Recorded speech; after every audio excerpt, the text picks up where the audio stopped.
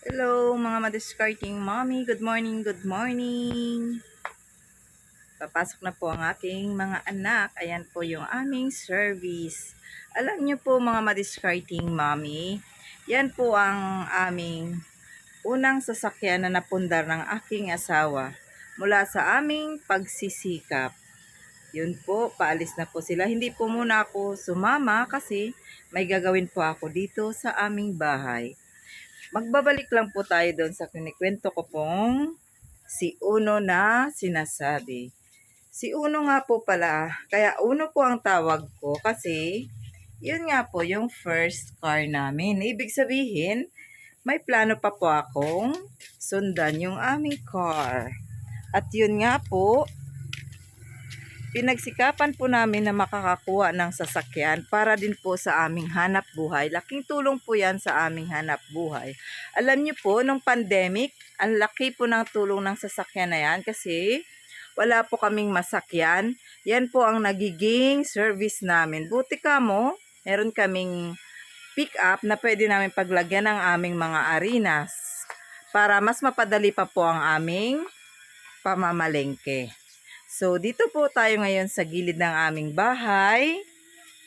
Malayo pa po para mapaganda at matapos ang aming bahay. Pero sa totoo lang po, malayo na rin ang narating namin. Mga ilang taon na lang po, matutupad ko na ang pangarap namin na magkaroon ng sariling bahay. As in, sarili at pulido po. Kung sa bagay, ito naman po ay unti-unti na rin naman po naming inuumpisahan. Yan po, andito po tayo sa aming bagong tinitirhan. Makalat pa po siya kasi hindi pa po tapos gumawa. Yan po, ito po yun sa labas. Update lang po ako sa aking mga madiscarding mami na sumusubaybay sa akin para magkaroon din po kayo ng clue sa aming mga pagsisikap araw-araw. Mula lang po ito sa aming paglilitsyon manok, fried chicken, plus bakery. Kaya po sa ating mga madiscarding mami, pag nasa bahay lang po tayo, pwede po tayo mag-isip ng mga pagkakakitaan natin para naman po makadagdag sa ating panggastos sa pang-araw-araw. Yan po ang aming mga sinampay kasi wala pa po tayo mapaglagyan. Dito nga po pala magkakaroon po ako ng tindahan. Ipapakita ko na lang po pag ito po ay matatapos na. Alam niyo po mga madiscarding mami, isa na naman pong plano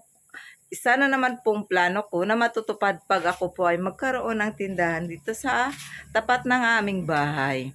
Ang pagkaroon po ng tindahan, isa din po sa makakatulong sa amin para magkaroon po kami ng additional income. Pwede na po yan pang araw-araw na pagkukuhaan namin ng aming mga pagkain. Yung aming pong kita sa bakery, yun din po ang gagamitin namin para pandagdag sa pagpapagawa po ng aming bahay. So, yan po, atin pong mapapansin, medyo makalat pa po talaga.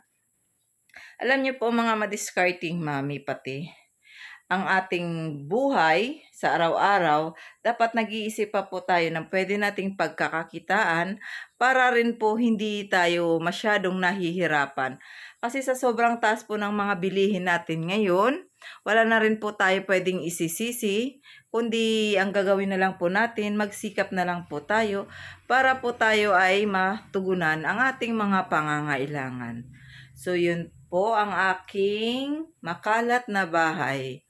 Pansamantala lang po yan kasi ipapaayos pa po natin yan para mas gumanda po. Pero paunti-unti lang po kasi medyo nakukulangan na po ako ng budget. Di ba po? Ayan po, meron na po ako tenga na mga alak, may mga laman po yan.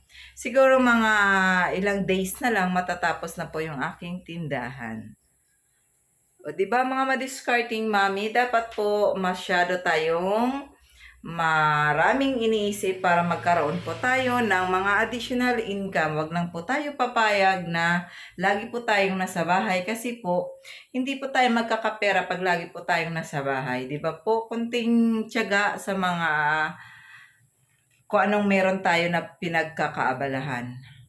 Yung pagod po, ang kapalit po niyan, pagkakaroon natin ng magandang buhay. So, gawa lang po tayo ng gawa. Wala naman po sa ating mawala, kundi pagod lang po, ipapahinga lang po natin yan. Pagkatapos po, tayo na po tayo ulit at magsikap.